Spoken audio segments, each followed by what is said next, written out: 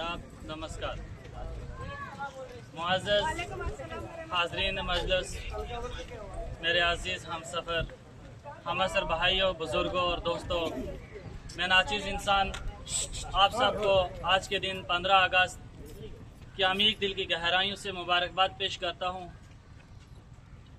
और हमने आज सुबह इस तिरंगे को जो सलामी की है, इसका पस मंज़र क्या है।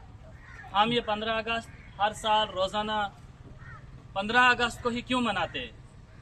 वो दिन जब 1757 ईस्वी को अंग्रेज़ों ने हिंदुस्तान के शहर कोलकाता में ईस्ट इंडिया कंपनी की सूरत में कब्ज़ा किया, तब इस हिंदुस्तान पे एक अजीम सुल्तनत थी और वो अपने ज़वाल को मबजूल थी।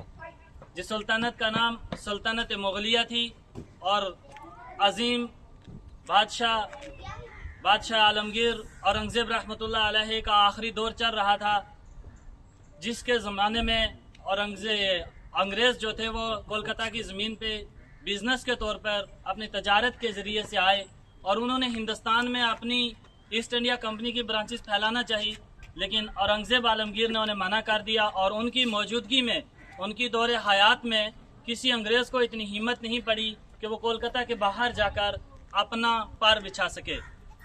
लेकिन उनकी वफ़ात के बाद जब बहादुर शाह ज़फ़र सेकंड तख्त नशी हुए, तो धीरे धीरे तब हिंदुस्तान के अंदर छोटे छोटे जो राजा थे उन्होंने अपनी खाना जंगी शुरू कर दी, अपनी हुकूमत बनाने के लिए एक बड़े अजीम बादशाह की बगावत कर दी। लेकिन तब 1757 के बाद जब बहादुर शाह ज़फ़र कमज़ोर हो गए, उनकी हुकूमत ख़त्म होने के कगार पे थी, तो ईस्ट इंडिया कंपनी ने अपने जुल्म सितम के ज़ोर पर पूरे हिंदुस्तान पे कब्ज़ा कर लिया। जब उधर कब्ज़ा हुआ तो उसके बाद तमाम हिंदुस्तानियों ने मिलकर एक मीटिंग की, जिसमें ये पास हुआ कि हमें विदेशी चीज़ों का जो है वो बाइकाट करना है और अपनी जो देसी चीज़ें हैं उनका इस्तेमाल करना है। जब चलते चलते मौलाना फजल हक खैराबादी ने हिंदुस्तान की राजधानी दिल्ली के अंदर जामा मस्जिद से ये फतवा जारी किया कि तमाम अंग्रेज़ों के ख़िलाफ़ जिहाद लाजम हो चुका है, फ़र्ज़ हो चुका है। तब अंग्रेज़ों ने उन्हें वहाँ पे कैद कर लिया और उन्हें कहा कि आप अपना जो फतवा दिया वो वापस ले लें। लेकिन मौलाना फजल हक खैराबादी ने वो वापस ना लिया, वो अपने फतवे पे डटे रहे। बिलाखिर उन्हें फांसी की सज़ा हो गई। जब उन्हें फांसी की सज़ा हो गई तो उन्होंने एक वसीयत जारी की कि जब मेरा वतन अजीज़ हिंदुस्तान आज़ाद होगा तो मेरी कब्र पे आके मुझे खुशखबरी दी जाए कि आज हमारा वतन हिंदुस्तान आज़ाद हो चुका है। उसके बाद चलते चलते 1857 ईस्वी में जो एक बगावत शुरू हुई, जो थोड़े इलाकों तक महदूद थी, तो उसको अंग्रेज़ों ने दबा दिया, कुचल दिया। लेकिन वो बगावत चलती रही, धीरे धीरे फैलती रही। तमाम हिंदू, मुस्लिम, सिख, ईसाई ने मिलकर अंग्रेज़ों की मुखालफत शुरू कर दी और हिंदुस्तानी जो फ़ौज में भर्ती थे उनका नाम था मंगल पांडे, जिन्होंने बगावत शुरू की थी। और द रीज़न बिहाइंड इट ये था कि जितने भी अंग्रेज़ और ये हिंदुस्तानी हिंदू और मुस्लिम फ़ौज में थे, उनके लिए बाहर से खंजीर और गाय की चर्बियों में कैटरेज बना हुआ आ रहा था और उन्हें यह कहा गया कि आप ये बंदूक से इस्तेमाल करने से पहले इन कैटरेजेस को अपने दांत से खोलेंगे। लेकिन ये हमारे ईमान पे सीधा सीधा हमला था और तमाम हिंदू और मुसलमान फौजियों ने मिलकर वहाँ से बगावत शुरू कर दी और चलते चलते दिल्ली से लेकर मेरठ और भोपाल तक तमाम उलमा को तख्तों पे लटका दिया गया। तमाम हिंदुस्तानियों को सजाए मौत और फांसी दी गई। तो जब उन्होंने ये बगावत चलते चलते मिलकर झांसी की रानी सुभाष चंद्र बोस और इन्होंने आज़ाद हिंद फौज का गठन किया। ये सिंगापुर में जाकर उन्होंने आज़ाद हिंद फौज बनाई थी।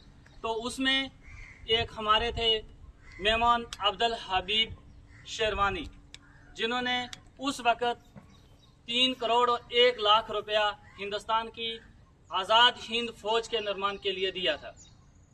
तो उससे लेकर चलते चलते जब 1947 का साल आ गया तो तमाम बहादुर शाह ज़फ़र की ज़ेर निगरानी में जो जंगें लड़ रहे थे उनको कैद किया गया, उन्हें फांसी की सज़ा दी गई। बहादुर शाह ज़फ़र को अपने बच्चों और अपनी बीवी और अपनी बेटियों के हमरा वतन हिंदुस्तान से जला वतन करके म्यांमार, जिसको आप बर्मा कहते हैं, वहाँ रंगून की जेल में डाल दिया गया। तो वहीं पे उनकी मौत हुई। तो बिला आखिर 1947 का आज का ही दिन, जुमा का दिन, और रात के 12 बजे पूरे हिंदुस्तानियों को ये खुशखबरी सुनाई गई कि आज आप आज़ाद हैं। और इंशाल्लाह आज हम आज़ाद हैं, लेकिन सिर्फ अगर गुलाम हैं तो अपने जहन और अपनी तंग नजरी और अपने तासुब की वजह से आज भी हम गुलाम हैं। अगर आज भी हम अपने आप को आज़ाद करना चाहते हैं तो हमें अपने दिलों से नफरत, बुग़्ज़, हसद, तंग नजरी और अपने दिमाग को खुला करके, जिस तरह से 1947 ईस्वी में हिंदू, मुस्लिम, सिख, ईसाइयों ने मिलकर वतन अजीज़ की खातिर अपनी जान निछावर की, और आज भी वही सबक हमें मिलता है। महात्मा गांधी जिन्होंने आज़ादी की जंग शुरू करी थी, उनको भी बहुत मुश्किलें झेलनी पड़ी, आखिरकार उन्हें भी शहीद कर दिया गया। मौलाना हज़रत बरकतुल्लाह भोपाली साहब भी आपके सामने हैं। तारीख़ का मताला करें, अगर हमें उन हीरोज़ का, उन मॉडल्स का एक एक कुर्बानी दी हुई जो खून का ज़र्रा है, वो हमें तारीख़ के औराक से मिलेगा। और इंशाअल्लाह आज हम इसी जुम्मा के दिन आज भी हम झंडा लहरा रहे हैं, और आज भी हम कोने कोने में हिंदुस्तान के 15 अगस्त की खुशियाँ मनाई जा रही हैं। मैं ज़्यादा वक्त ना लेते हुए आपका इसी पे आपसे इजाज़त चाहता हूँ। अल्लाह हाफ़िज़। हिंदुस्तान जिंदाबाद, हिंदुस्तान जिंदाबाद, मातरम मातरम।